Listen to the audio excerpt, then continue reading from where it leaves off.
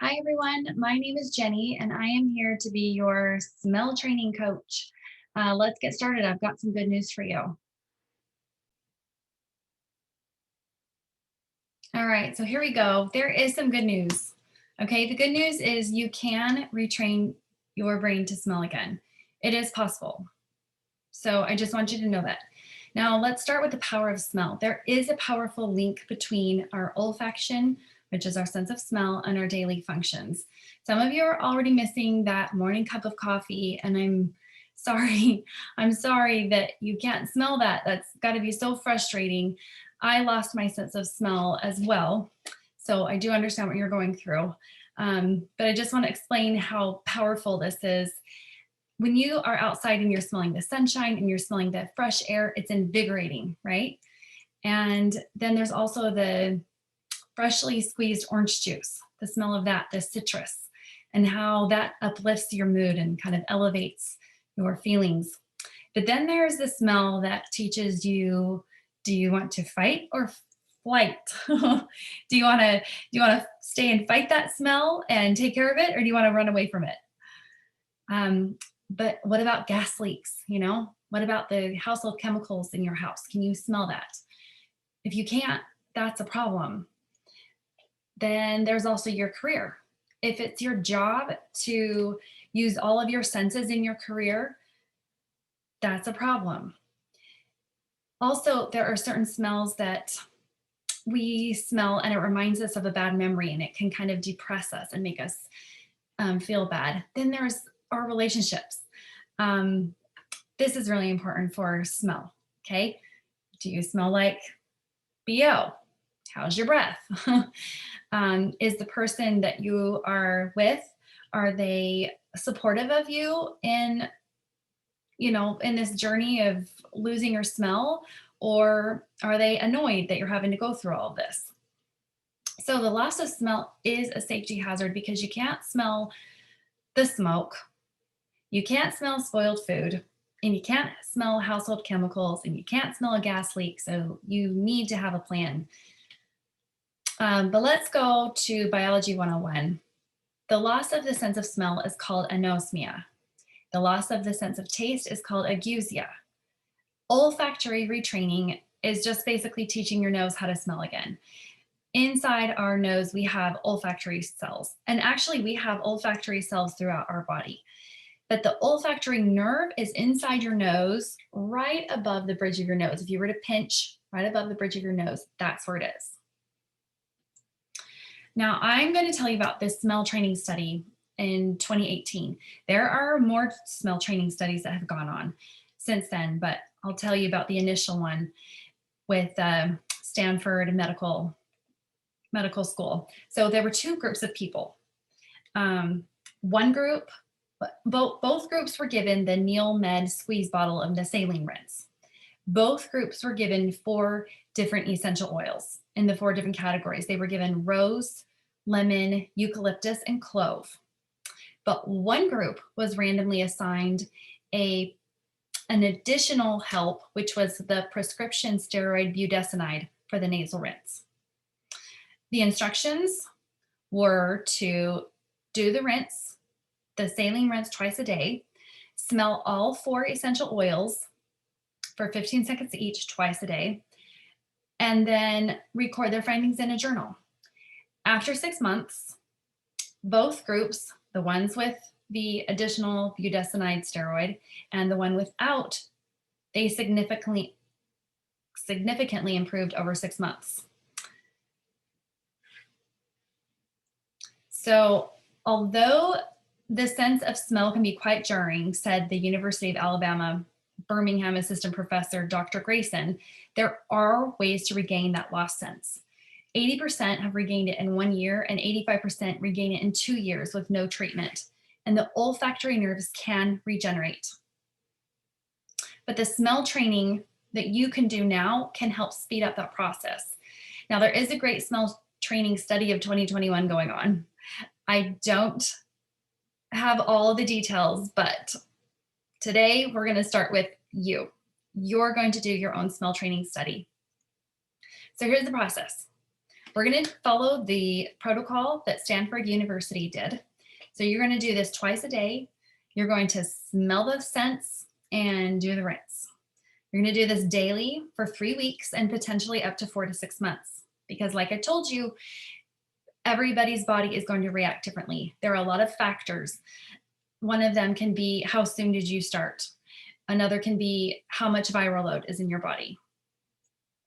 All right, so you're going to smell the full spectrum, 4 categories. This is the key. So there's flowery category. That can be lavender or rose or magnolia or geranium. The second category is citrus, lemon, orange, bergamot. The third is a resinous. That would be peppermint or tea tree or eucalyptus. And the fourth is an aromatic scent like clove or cinnamon. Now, before you get into anything else, there may be some things in your house right now that you can use. So do you have any lemons? If you have any lemons, you can slice some of those up and start smelling that.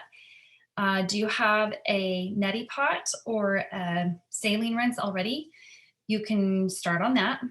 Do you have any flowers? Do you have a garden? Do you have a household plant that you can also smell? That will help too. You can get started. But in the study that Stanford used, essential oils were used. Now, why were they used? I can tell you. The reason is because they have easy storage requirements. There's no time commitment. There's no slicing and dicing. They are more potent and more concentrated. So for instance, if you're using a slice of lemon at home, okay, that's 1 lemon. But if you're using an essential oil of lemon, that's like 7 pounds of lemons in a 15 milliliter bottle. So when you smell the bottle, that is powerful. The other reason is because the growing conditions are monitored for the plant extracts for the essential oils, and there are rigorous testing methods. So the scientists that conducted this study had reliable results. But what are essential oils? Let me use the definition from Johns Hopkins Medicine. They say they are simply plant extracts. They can be steamed or pressed or distilled, but they come from the parts of the plant, like the flower or bark or leaves, or in the case of lemon, it comes from the rind of a lemon. And several pounds of this plant are used to make this bottle of essential oil. It can give us fragrance, but it can also perform other functions. And it's important to note that right now, the Mayo Clinic, Cleveland Clinic, Vanderbilt hospitals, Kaiser, and other hospital systems are using essential oils right now to care for their patients, and they sell them in their pharmacies.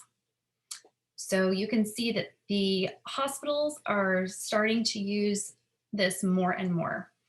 Now, how can you find the purest oils? There are so many essential oils on the market, and all of them say 100% essential oils.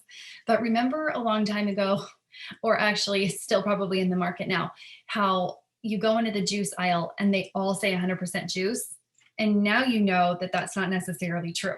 That it might be 100% juice, but it might have this much of 100% juice and then the rest, with the filler. Same thing with essential oils on the market.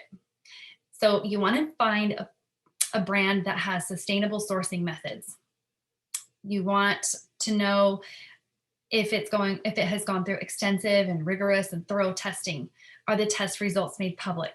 Is there clear and safety information available? If you find a bottle of essential oil for $5, that's cheap. And you get what you pay for. Cheap equals cheap. It's going to be filled with fillers. It'll have synthetics in it, and it won't get the results that you're looking for. So step number 1 to smell training is you need to get your smell training kit. This includes the 4 categories of essential oils: citrus, floral, resinous, and aromatic. And in this kit, we have the cheapest essential oils that I could find for you. You don't need to get rose. That is super expensive. But lavender is a lot more readily available. So the price on that is much lower. It also includes lemon, peppermint, and clove. But you also need to get the saline rinse kit. You can get this at your local grocery store, or I can send you one as well. The thing that you will need for sure to add to your grocery list is distilled water. You must use filtered distilled water for your saline rinse. That is a must. The second thing that you'll need to do is you'll need to take the smell assessment. And we can send that to you in an email, but you'll need to take a baseline of what can you smell? Can you taste vinegar? Can you taste the difference between salt and sugar? And then also you will go around and you'll find household items and you'll rate them on a scale from 0 to 4 of how strongly you can smell. And if you experience any smell distortions, like does it smell like smoke or does it smell like rotten eggs and things like that, you can also take note. Take a picture of it when you're done and save it. Number 3, when you get your kit, find a good place for it, away from sunlight, away from heat or extreme cold, and put it in a place where you're going to use it morning and night. We also have a kit that is a travel size kit that you could bring in your purse. Then ready, set, sniff. So here's how you do it. You open up the cap, put it to your nose, and start sniffing. Here, I'll do it with you right now. So open up the cap. And depending on which kit you get, this one is 15 milliliters, but our travel size, those are a lot smaller. So you'll do 1 nostril at a time. You'll do it for 15 seconds. You can do it slowly, slow sniffs, or quick sniffs. Other nostril. All right. And you'll wait 15 seconds in between each scent. All right, and back to the screen. Okay, there we go. So the best practices, again, you're gonna sniff each jar for 15 seconds. You'll break for 15 seconds in between. You wanna do this twice a day, in the morning and at night. You don't need to do it more than 2 times a day, but you'll hold each bottle up to each nostril if you have the small ones. And the sooner you start, the greater benefit to you in the long run. So start now. Here are the sources we have, and here is my contact information. Thank you so much for listening.